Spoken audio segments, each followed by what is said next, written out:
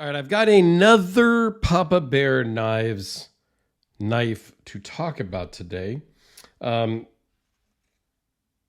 he just does such cool stuff. Let's just dive right into it. This is from Mike down in Australia, Aussie Mike, we call him. This is the Liberty model. And it's a model that's not even on Alan's website right now. So I don't know if it's an older model, a newer model, or what. This one was made in August of 2023. So just a couple months ago, he made these. I believe what happened is he ships the knives off to the leather maker, who I can't remember his name. I'll try to put that down in the description. The leather maker makes these amazing, really heavy duty sheaths that are just fantastic. And then they get shipped back to Alan at Papa Bear. He, I believe, then final sharpens them and whatnot. This is a good fit. This ain't coming out by mistake at all. And then once Alan gets them back, sharpens them up, gets them all cleaned up, ready to go, he then ships it to me so that I can talk about it for you guys before I box them back up and ship them down to Australia. So I've got, there's 5-6 knives I have here that belong to Aussie Mike. 4 from Papa Bear Knives that I've already done videos on. One other one I've already done video on, and one that just came in the other day from Freeman Knives. So Mike is awesome. This isn't a commercial for Papa Bear or Mike, but man, Mike has sent me a lot of knives to check out before sending them down to him in Australia. I am becoming more of a fan of fixed blades. I appreciate the construction. I appreciate the fit and finish. I have literally nothing I can do with them, but I do appreciate them. And there are a few fixed blades out there that I would like to own for myself. Okay.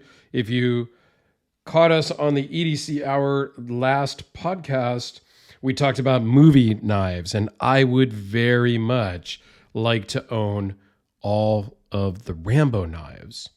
And I've just never had that, really, not so much the opportunity, but I've just never pulled the trigger. Quite frankly, I just have never really looked into it. I've never really found some and bought them. There are a couple on Arizona Custom Knives right now. On Jimmy Lyle's site, you can buy movies 1 and 2, Pull Force made Last Blood. Like, yes, I can get them. I just haven't. So let's zoom in on this thing. This thing is a crazy Baker Forged Damascus. This is actually a Gomai. So there's like 5 layers. So you have, well, more layers than that, but you have 80 CRV at the core for your cutting edge, which is great. Then you have a copper clad. Everything that Baker Forge does has a copper clad in it. That's where you see the copper. And then you have a raindrop pattern of 15N20 and 1084, 100 layers that then go on the outside. And by the time you get it all done, this is what you have. This is a beautiful raindrop pattern. You can see the, you can see the raindrops here, here, here, here. So it just comes out beautiful. Alan over at Papa Bear likes to polish the spines all the way back to his logo and then around the edge here, all the way back up to the front. I think that's a great way to do it. I think it looks beautiful and yeah, gives a little bit of character. It's a hybrid material for the handles. I don't know the exact makeup, but it's like got some resin. It's got some, I think, burl wood, and it's all kind of mixed in there, and it looks pretty badass, if I do say so myself. So all in all, this is a beautiful knife with some specs that go along with it. It's 9 inches overall, 4.69 inch blade, 4.21 inch cutting edge, 0.013 behind the edge. It is 0.124 blade thickness. The knife itself weighs in at 5.1 ounces, just a hair over your typical D-cell battery. In its sheath and knife combination, it weighs in at 10.6, like having two of these bad boys on your belt. Okay? But the weight is distributed differently, and it works, and it's great. So let's do a couple of size comparisons here for you. This is my mini Hellraiser that I own from Jim Skelton over at Skelton Blade Works. He made this not for me, but I've talked about how he conned me into buying it because the handles glow in the dark. I've shown that on other videos. I won't get into that now. He also has a really nice leather maker from Mackie Custom Leather that does really nice sheaths. This one, I worry. It comes out easy. I don't think it's gonna fall out. Again, I don't really carry a fixed blade, but you could carry this.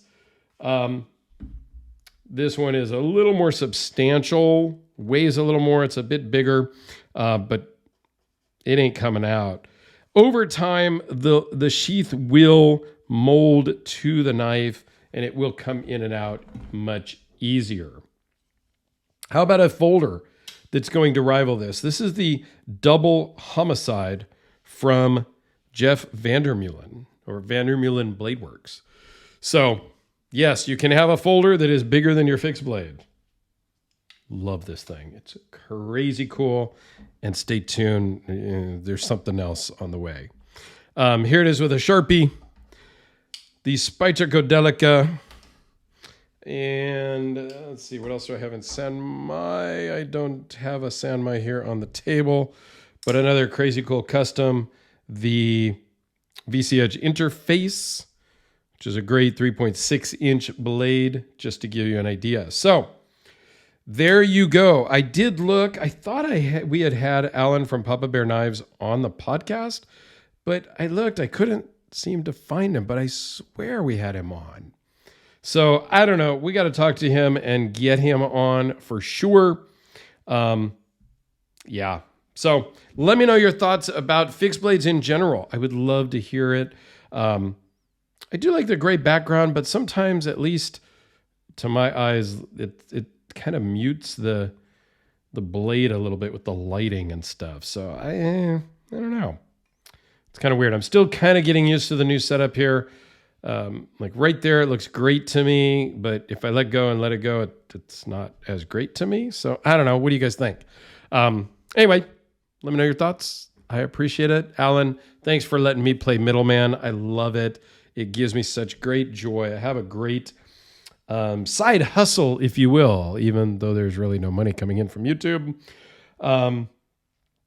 I love it because I get to handle so many knives, watches, flashlights, EDC stuff that I don't have to buy. Like, I have so many great supporters sending stuff in that it's just a joy. It does suck at times when I have to box things up and ship them off to their owners. Oftentimes it's a sad day when I do my shipping. So there is that aspect. But anyway, thanks for watching. I appreciate each and every one of you for watching and commenting and all of that other stuff. I love the interaction.